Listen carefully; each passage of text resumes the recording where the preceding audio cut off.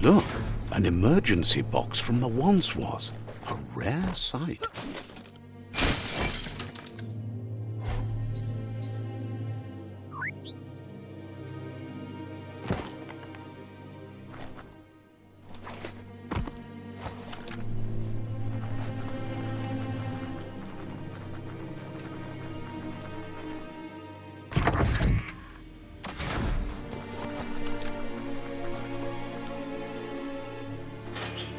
That pipe looks weak. The claw bar should come in handy.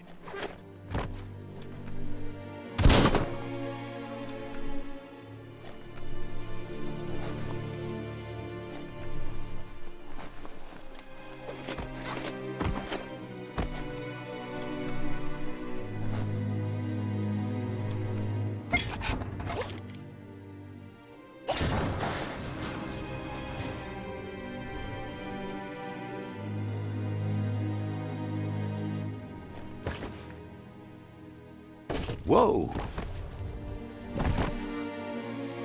It's time to find a way out of this place. No, really, I mean it.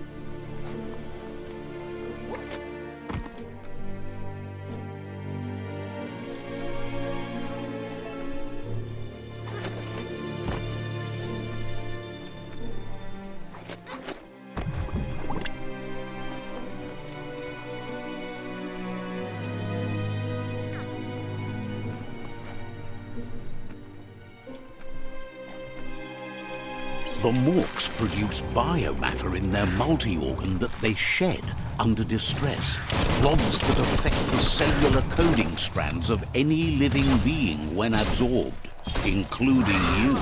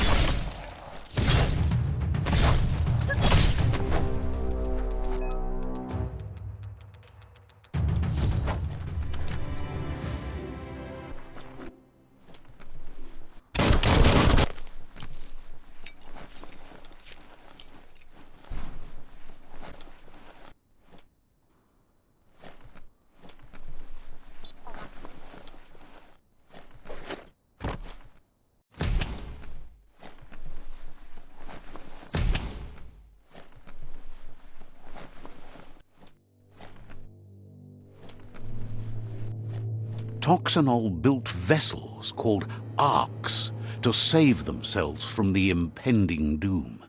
But was it too late? It is only from the flight logs of the single ark they left behind that we know other arks traveled through the sky and beyond.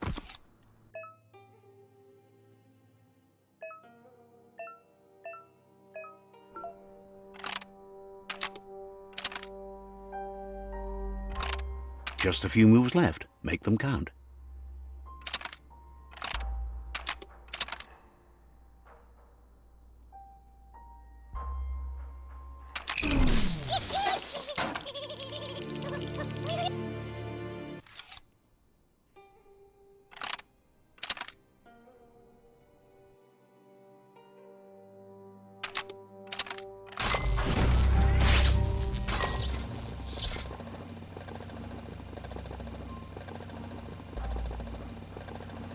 There are few records of the chain of events that led to the big apocalypse eons ago, but it's clear the world wasn't prepared for how recklessly the Toxanol Corporation would make its mark on the world.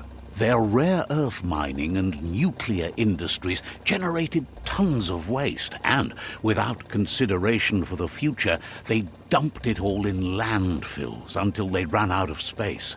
That's when they made the big mistake. They began dumping the toxic waste in the surf just off the coast instead, assuming that it would sink and decay with time. And they were right, but no one was prepared for what was about to unfold. Once in the surf, the radiation interfered with the genetics of the wildlife and created bizarre mutations in their offspring. It had an inconceivable impact on biodiversity and the entire ecosystem. The world as they knew it crumbled as nature retaliated. It would never be the same again, and what remained of it became ours.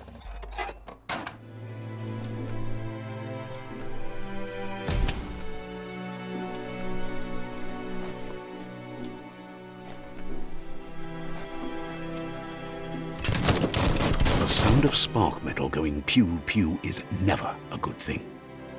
It's coming from behind that door. A warning label. The box looks like a potential brain melt. It's going to take a bit of puzzling to short-circuit the door.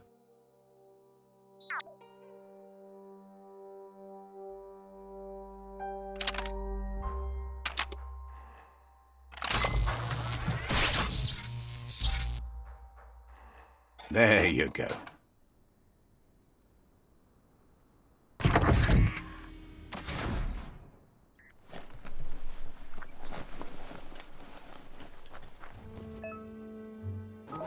The wheeled one is outnumbered. You'd better help him out.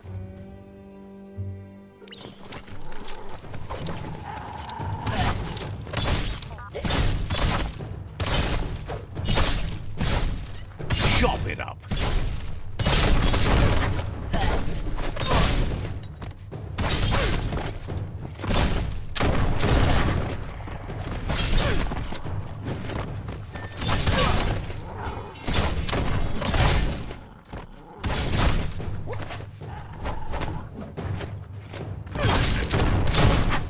That's going to leave a mark.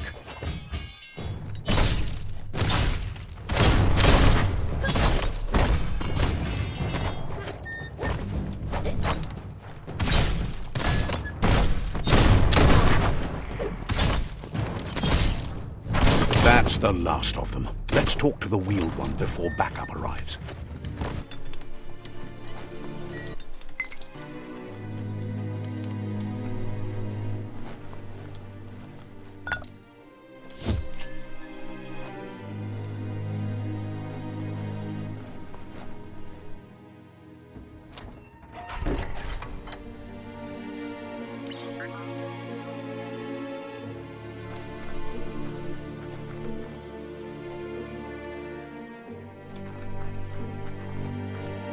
He wants to thank you for taking his side against the scavengers.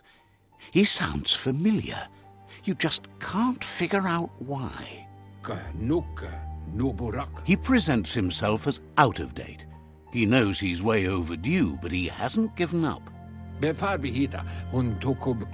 He doesn't seem surprised that you don't recognize him. You were just a child back then, the night everything changed. There have been rumors of a one-eyed Ronin seen outside the Great Wall, and he's happy to see it's true. The legend of the one-eyed child that grew up as an outcast is old and sad.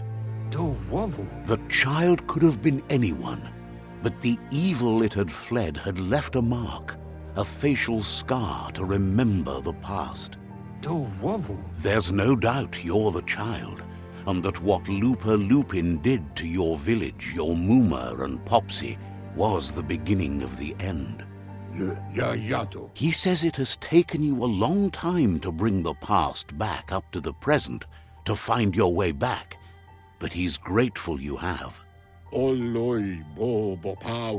It was after the attack that the unity fell apart. Your Muma's disciples divided and formed tribes as a reaction to the blight that had fallen upon the land. Had it not been for the Tree of Life, no one would have survived. He hopes you at least remember the tree.